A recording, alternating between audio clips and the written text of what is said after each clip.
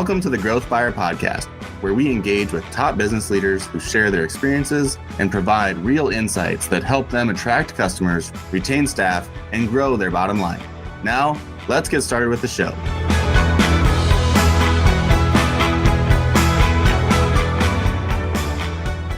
Hi there, I'm Kevin Horrigan, host of the show, where I feature inspiring business leaders from various backgrounds and industries who are willing to share their stories and insights. Our podcast today is brought to you by Spinutech. Spinutech is a digital advertising agency with over 160 team members across the United States who help their clients attract new customers, grow existing clients, and ultimately help those companies be more successful, growing their businesses and their revenue and client satisfaction. Thank you, Spinutech, for your sponsorship. Today's guests, we're going to welcome Steve and Julie Weintraub of the Golden Diamond Source. Steve and Julie, welcome to the Growth Buyer Podcast. Hi, Kevin. Thank you for having us. Yes, good to be here, Kevin. Yeah, it's great to see you. So, Steve, I know you're founder of the Golden Diamond Source and CEO of it. And Julie, I know that you're president and COO of the Golden Diamond Source. But you guys have an amazing background. I wonder if both of you would maybe share a little insight about yourselves and then more importantly about the Golden Diamond Source and help our audience get a little better understanding of your path.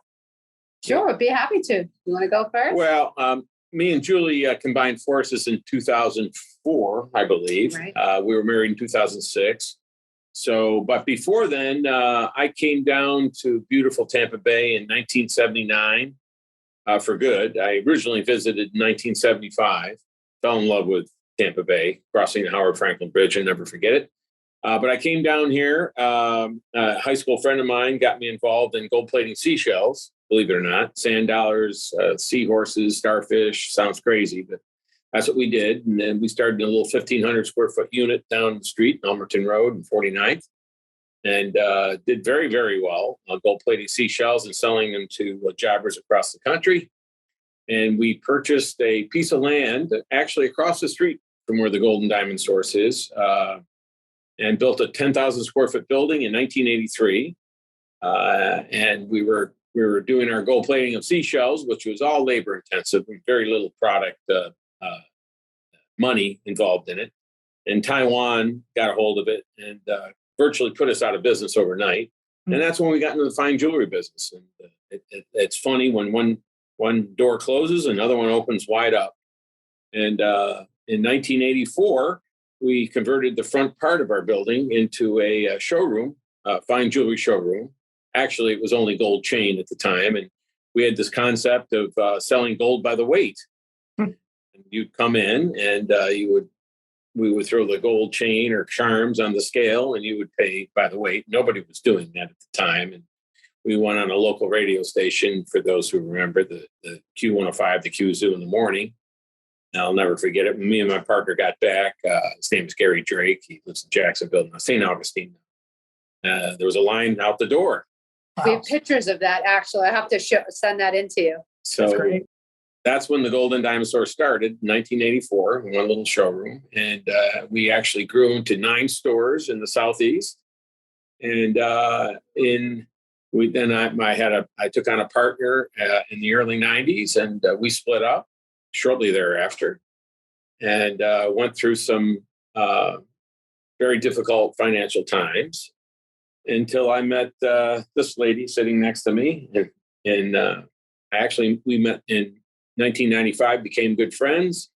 And in 2004, we got together, and our company took a turn for the better. And we went from actually a very average small jewelry store into probably one of the highest volume single store family operations in the United States today.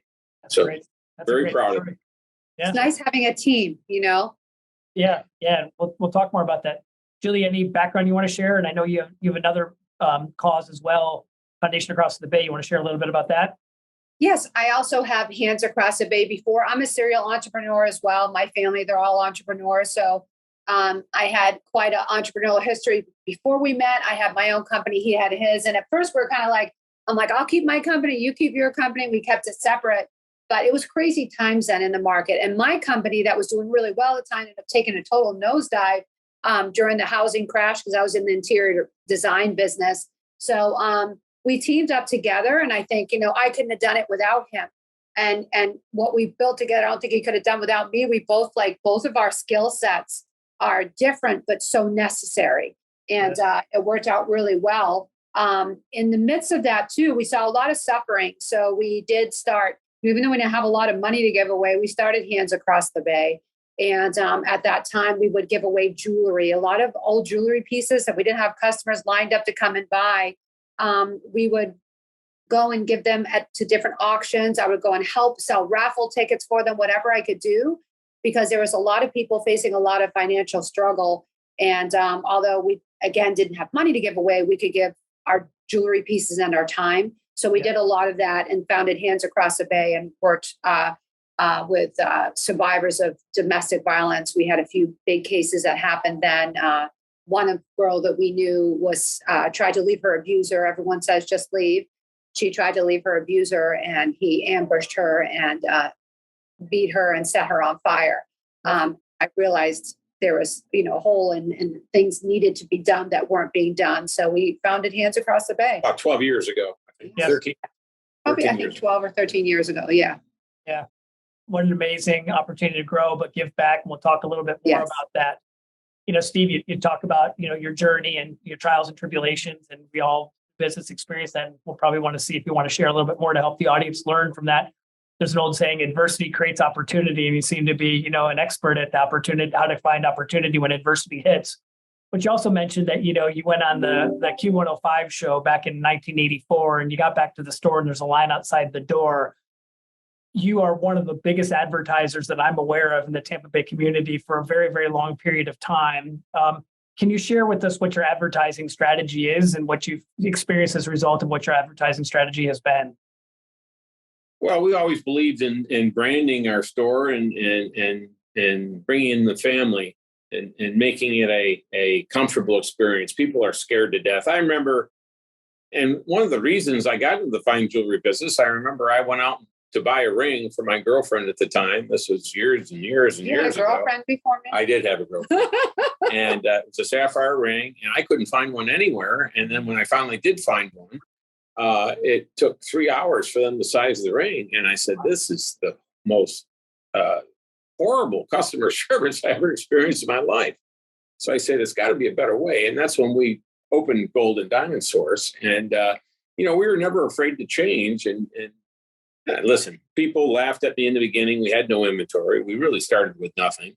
But we were promoters. We weren't jewelers. I knew very little about jewelry. I was in the gold plating business. And we started with gold. And I had a few people that believed in me and gave me credit. And it really took off from there. And then that led into selling diamonds. And then I took on a partner and we opened up 9 stores across the southeastern United States.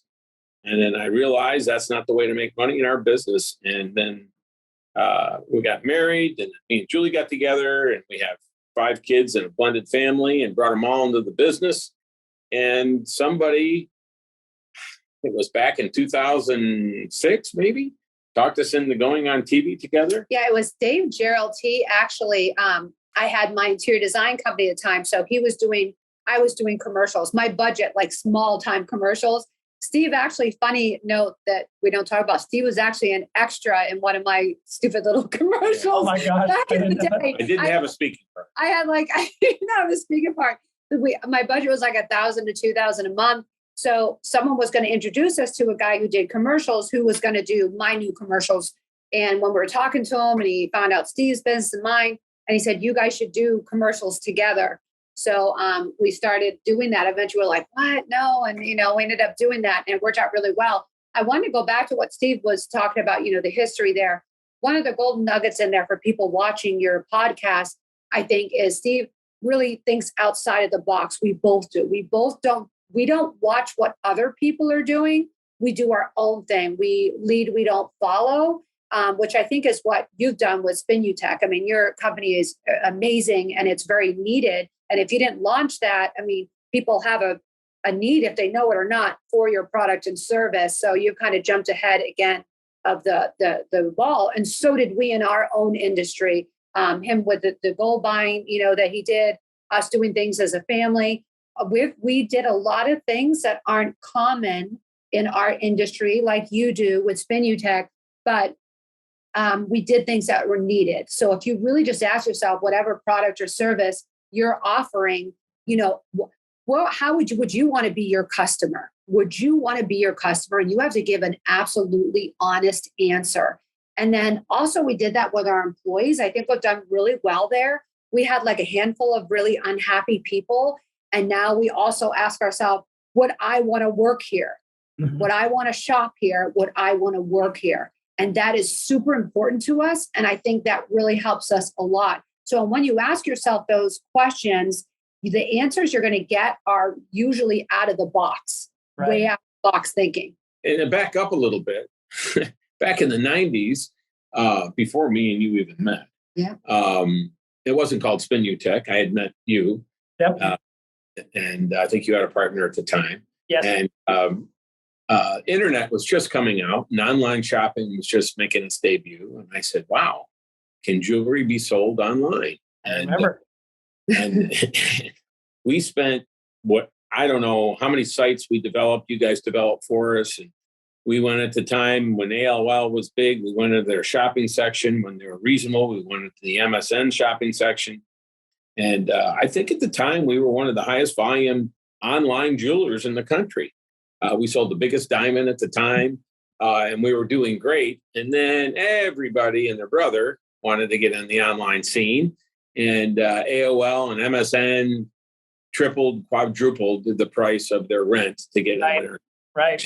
And I called them. I said, nobody can make any money doing this. And they told me, listen, we have people lined up. And I said, well, you may have people lined up, but I can assure you that it won't last because you cannot make money paying 4 times what I'm paying. I'm barely making money now. Right. So, the rest is kind of history. It didn't work out. AOL, I don't even know if they're still around, but the days of the shopping section went over, and then Amazon came on the scene and took over. But we really, really, really tried our best to be an online jeweler back in the 90s. But one thing we did find in our business, unlike a lot of businesses, and trust me, there's hundreds of millions of dollars worth of jewelry sold online, and it does happen, it can happen. But even now, the online jewelers are opening up brick and mortar. They realize, unlike a lot of industries, our industry is still a touchy-feely thing. People want to come in. It's an emotional purchase. We have generations that shop with us. We have grandfathers bringing in their grandsons, and people flying in, people driving hours to get here. It's a huge thing. But your online presence is super important to make sure that you even drive traffic where people can find you. Yeah. Our advertising goes pretty far, but we have people well outside of our advertising, area that come here. And that's typically from what you do at Spinutech and making sure that you're in front of those eyes as well. Yes. Which is insanely cost effective and important. Oh, you have to have an online presence. If you don't, you're not going to be successful. And some of your listeners probably products can be bought and sold right on the internet. They don't need to come into a brick and mortar store. But for us, typically they want to come in and have the experience. But you'd be surprised how far people will drive. I mean, this is so unique what we've created here. I mean, we have, I think, just over 12,000 square feet of we're jewelry wonderland. Like this isn't, you can't go somewhere else and see what we have here. It's like a wonderland. So people will make the trip. They'll make a day out of it. Make it a weekend to get over to Golden Diamond Source, and they come a long way. Well, in the past, you used to have to go to 5, 6, 7 jewelry stores to really find what you need. Yeah. We have the inventory of 30, 40 jewelry stores now. Right. So something people hated that we thought outside of the box. Yeah. You you have to be somewhere, right in their neighborhood. So it's convenient, but no, this is an important purchase. They'll drive to you. And also if you offer the fact that you don't just show them a handful of mountings and a handful of diamonds, if they know they can come here and see every possible diamond they can dream of, every possible mounting color, gemstone color diamonds, they'll make the trip. And we talk about value, and we talk about generations shopping with us. And one of the reasons is, and we call it our diamond savings account, that we've always offered this, and people in the beginning told us we were crazy. I had a partner that said, you can't do that. We're going to go out of business. And I said, no, you can do it. And fortunately for us, diamonds have really gone up every year that I've been in business, which has been 43, except for maybe 1 or 2 years that we offer full value towards another purchase. So if you spend 5,000, 10 years from now, you come in, we give you 5,000 back, which is that was one of those things too that I thought I would definitely want to buy my diamond here just for that. Because as you know, sometimes you want a different shape, which I've changed my shape how many times? 3, 4 times. Oh, I lost count. But, so, and if I didn't have a diamond savings account or we didn't purchase our diamond where we got full value, we would have got pennies on the dollar and started over. Right. But we offer value. That's because I buy, between me and my son now, we look at every single diamond that comes in the store. Yep. So we make sure we buy the right diamonds, and we don't mind taking them back. And now we do the same thing with Rolex watches, pre-owned watches, that we give full value back towards them, which told us we're crazy to do that. But it has attracted generations of jewelers that come back. And that's why one of the reasons why we're successful. But they start online. All 99% of the people start going to your website. So it's still a very, very important part of our business. And we encourage people to do that. There are so many, I'll use the phrase nuggets, using a pun on jewelry, but there are so many nuggets that you have just shared in that, but as I just absorb some of the things you're talking about, first of all, the jewelry store being a wonderland, I don't know if you've used that before, but there's a nugget inside that, because truly you do need to visit more than a half dozen jewelry stores to be able to see a sample of the inventory that you all have. And, part of marketing sometimes is, we call it experiential. It's, it's really having an opportunity, especially emotional buying. Experiential advertising can really work. And in your experiential advertising is the advertising campaigns you're doing. You got amazing commercials, you got an amazing online presence, but all of that's just driving people into the Wonderland jewelry store that you have. And each one of these are just components of what's made you one of the most successful independent family jewelers in the United States. Steve, you talked on, you were an early adopter to e-commerce. I think probably if you talk about people who are crazy in your career many times over, that one had to be one of the big red flag crazies that people had to say. And I was on that journey with you, but I mean, you truly were a pioneer. You say you don't follow what others are doing. You innovate where you think the industry could become. You've done that numerous times over. The going into the e-commerce side, who thought people would feel comfortable buying a piece of jewelry online without touching it, feeling it, seeing how it looked on them?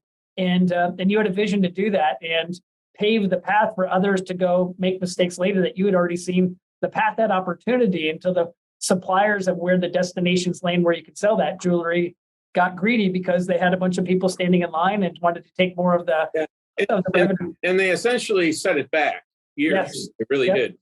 And what we see now is, and there's a lot of successful online jewelers, now they're opening brick and mortar because they realize our industry is a little different. But, you talk about our marketing and our advertising and everything else, and the Jewelry Wonderland or Super Center, and we have the inventory and we have the greatest sales staff. We talk to vendors all over the country, and they say they've never seen sales staff the way we have. But you have to deliver. Once the client walks in the store, from the moment they walk in, and you've been here, Kevin, we greet you, we treat you. It's an experience, and people remember the experience. So you have to deliver. You not only have to talk about it, you don't have to have the inventory, you have to have the quality, you have to have the price, but you have to deliver with the experience, because people want that experience, especially when you're selling an engagement ring. I mean, this is a lifelong commitment for people, and it's a special time. And our salespeople are like, it's almost like delivering your baby. I mean, they remember them forever. And they're auditioning to be their family jeweler. We say that in the sales meeting. We're not selling anything here. We're auditioning for the honor of being someone's family jeweler. So don't come here and sell diamonds. Come here and audition to be their family jeweler. Like, we take it very seriously. All of this is very different because we have a lot of people have come to work here from other places, and we have to deprogram them and reprogram them. And take it a step further. What Julie has done with Hands Across the Bay, and all the families and people that she has helped, and brought these wonderful people. And we have such a generous community. Windstar Homes, David Lesser and Bobby Gross. I don't know how much money they spent, over probably $200,000 fixing up our donation center. We have a donation center across the street where families can get immediate help. One thing that we saw, and the reason why we opened up a foundation 13 years ago, was that people couldn't get help. You would call certain charitable agencies that you've heard about, and be on an answering machine, and nobody would call you back, and they couldn't get help. Or if you were, it's in a box. Like if you weren't, it's like, so if you're a family that needed help, you couldn't get it. You had to be a single mom with the kids and divorce your husband to get, I mean, some of the things were so bizarre. It was almost like some of the things that were put in place were to make so they didn't have to service people. It was so bizarre. And I just thought, and there's so much pressure on who's getting paid, bringing in money for payroll. Like if it's a charity, it's a charity. So, I no one gets paid from our charity. Our company pays for everything, and we can just do it on an open and honest and transparent way and alleviate all of that. I just wanted to make sure we had that available. I've had everything and I've had nothing. So I know what it's like. And we want to deliver that. And that goes back to thinking out of the box. And also, I want to make sure I'm worthy of the business that we're getting. So we want to ask people to shop here. Well, why should I shop with you? Well, not only can we offer the best selection, service, quality, whatever, but when you're buying, we're like the Tom shoes of the jewelry industry. When you're buying from us, we've got tons of pieces filling in our safe going out to support every inner city school and at-risk communities and people who are in need constantly. That when you're wearing your Golden Diamond Source diamonds, you're shopping with a company that gives back like millions of dollars. And it's an extension of our business and our philosophy. Kevin, you're very philanthropic. You're philanthropic and you work for certain charities, one in particular, the Heart Ball, that we donate cheerfully. Yes. Yep. So we feel it's part of our culture here. Right. And success doesn't happen just because you're lucky. Okay. It happens because of hard work and people see that you give back and you really are sincere. And, me and Julie aren't just, some figureheads that just are in Bali all the time. We're here during the week. And you come in. We're trying to go away a little bit more, but we've not been real successful yet. Well, we bought a place in Park City and we love it out there. Yeah, we went actually 3 weeks for the first time, I think, in either of our history. Wow. But usually it was 3 to 4 days. It was a max. Then we went to a week. We got to 2 weeks. And over the holiday, we went for 3 weeks. We were so proud of ourselves. Fist pump. Yes. Yeah. But nothing makes us more happy than when we have a client come in that's been shopping with us for 20, 30 years and want to say hi to us. We love that. And, there's jewelers that have been in business here before we came that are no longer in business that would never come out and say hi to their clients, which I never. Right. And so that's just part of our philosophy here. Again, I've used the pun nuggets, but again, you've shared so many nuggets here. You've talked about effective advertising. You've talked about, having a Wonderland experience in the store. You've talked about how the salespeople are really interviewing to be their jeweler for their client's jeweler for life. Those are all, just amazing nuggets to share. What you haven't shared, but I think our audience will absolutely be able to see as well, is you just have a passion, and your passion is contagious in a great way. And I'm sure it's contagious with the people who work there, and I'm sure it's contagious for the people who want to shop there. You have a true passion, and it shows in everything that you do. And not only for your business, the Golden Diamond Source, becoming one of the most successful independent jewelry stores in the United States, but then a passion to give back to the community in areas that are underserved within the community. And, as much as you're an amazing advertiser here in the community for your business, it seems equally supported on giving back to the community too. And so you've just done such an amazing job of letting your passions not only help run an amazing company, but fuel back into the community too. It's just an infectious passion that you all have. And I think that while that wasn't shared, I think the audience will see, as good as you've done on everything else, the passion, I think, is something that drives you both too. And that passion can be, a sword too, because it could take you, it may never leave the business. And to think that you actually got away for 3 weeks is amazing. And hopefully you can find an opportunity to continue to do that. We took our family with us, and then we also have an extended family. I mean, we have families within families that work here, right? That also came out and visited us too. But when me and Julie got together, it wasn't by accident. We fundamentally believe in a lot of the same things. I mean, we believe whatever you give, you get back 10 times, and that's definitely been the case with us. And it's always amazed us that we saw other competitors that wouldn't give anything, and or they would only donate to like really affluent schools with very wealthy parents, right? oh my gosh, and some of the schools, that really need help would just say they wouldn't do that because they were not in their demographic. They didn't want their parents were the customer base. And I'm like, what? I'm like, that's not the purpose of giving. It's to support the schools within your community. We give to the various different people, but we make sure that we say yes to those folks that really need it the most, that we know that all the fancy jewelers are saying no to. Right. Really supporting those who have the most need. Yes. Yeah. I've got two more questions for the two of you. Sure. So first of all, in your journey of growth, have you ever leveraged any mentors in your life so far that helped you see things that you didn't see through your own lens? Have you used mentors to help you grow? Yeah, I would say absolutely. I always, I don't want to be the smartest person in the room. So I always like being around people I think who are better than me in some way. Maybe they're a better mom, or they're a better business person, or they're more organized, or they manage their time better, whatever.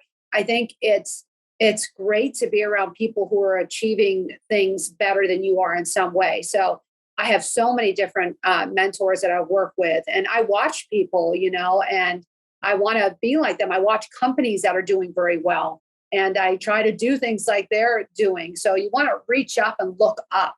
So having mentors and people who are more successful than you in some way is hugely important. Yeah. This is going to surprise some people, and especially the person sitting next to me. But number one, my dad was my mentor. Unfortunately, he died at a very young age of prostate cancer before there was multiple testing that we do now. But he instilled in me hard work, honesty, and without him, I would never have accomplished much at all. It was a different generation. It's not like today. He didn't really give me anything. He encouraged me, but he never enabled me, which it's hard not to enable your children now. I don't know why. It's a different generation. But really, probably my main mentor is the woman sitting next to me. And only by watching her heart and how she gives and how much she cares about people. I mean, she can come into a room and feel the room. And I've learned so much from her on how to feel and how to be compassionate. And, I was brought up tough and how to darken your heart, that sort of thing. And she's shown me how to be more compassionate and how to really care and listen more than anything to people.